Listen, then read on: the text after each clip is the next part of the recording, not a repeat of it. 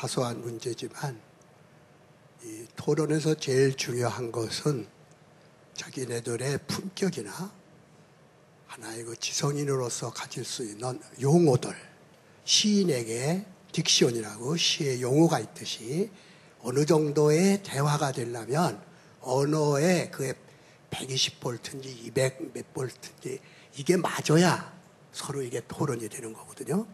예를 들면 가장 사소한 거지만 여기 나오는 사람들은 최소한도 퍼센테이지를 프로라고 그러면 안 돼. 프로라는 말은 우리나라에 없어요. 영어에도 없어요. 언제부터 이 말이 나오는지 상당한 지적 수준 가진 사람도 250%, 뭐 100% 그러는데 찾아보세요. 프로라는 말이 있는지. 퍼센테이지예요. 예를 들면 그런 언어 하나하나까지도 토론장에 나왔을 때는 책 잡히면 안 돼요. 아주 사소한 얘기 같지만 중요해요. 말하는 데 있어서. 둘째로 이런 때일수록 그 통계 같은 걸 이용하면은 참 설득력이 있어요. 세계에서 대학 진학률이 제일 많은 나라가 어딜까요? 전 세계에서 대학 진학률이. 한국이 제1위죠. 왜 그렇게 대학을 더 가려고 할까요? 그런 데서부터 문제를 풀어보는 거예요. 또 비교를 해보면 등록금 안 내고 다니는 학교들, 프랑스, 독일 이런 나라가 있고 등록금이 튜이션이 아주 비싼 미국이 있어요. 그런데 결과적으로 독일이나 프랑스에서는 등록금을 안 내고 들어갔기 때문에 졸업을 해도 사회 안 나와요. 왜? 모든 게 싸니까. 국가에서 해주니까. 그래서 독일의 한 총리는 이런 말을 했어요. 우리 대학의 문제는 졸업하자마자 바로 고령사회의 노인복지 문제로 들어간다는 거예요. 왜? 거기서 다 할아버지가 돼서 나온다는 거죠. 이 사회에 나가기 싫어요. 프랑스도 그런 사람 참 많습니다. 그래서 오늘날 유럽 대학이 떨어졌다는 거예요. 근데 미국 같은 데서는 등록금 많이 받았지만 가령 그 스탠포드 같은 데 세계적인 경쟁력이 나왔다는 거죠. 반드시 외국 예를 들은 것이 옳으냐 하는 문제는 있지만 우리의 객관적인 현실을 대학이라는 건 세계 공통이기 때문에 사회와 대학의 기능 문제를 얘기할 때는 다른 나라에 있어서의 등록금을 싸게 거의 국가에서 보장하는 나라하고 개인이 하는 나라하고 과연 오늘날에 있어서의 대학은 어떻게 됐나? 이런 문제들을 얘기하면 설득력이 훨씬 많았을 것이다. 그리고 정말 대학생들이 내 문제니까 남들은 어떻게 하나?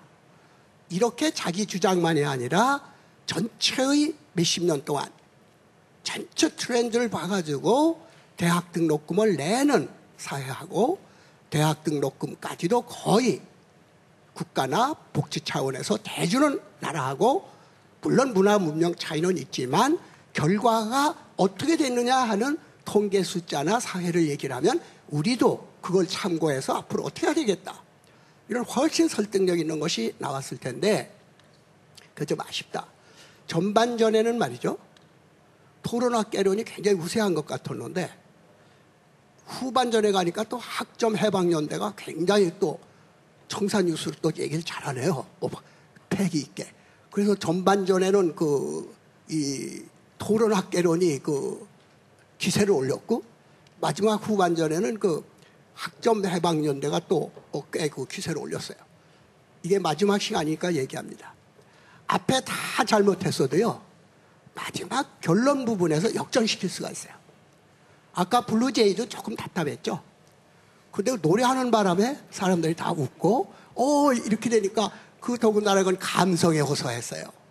감성에.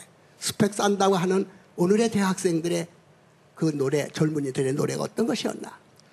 누누이 얘기하지만 인간은 논리적인 합리주의적인 것 같지만 사실상 뒤에는 감성적인 것이 많이 있기 때문에 아무리 옳아도 공감을 자아내지 못하는 것은 설득이 되지 않는다.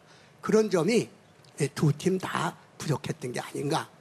그래서 앞으로 더 그 점을 더 잘 쌓았으면 좋겠다 하는 것이 제 의견이고 마지막 팀이기 때문에 여러분들 마지막 나온 사람들 그 선우평을 여기서 심사평을 여러분들만이 아니라 전체 평을 겸해서 제 소감을 말했습니다. 수고 많으셨어요.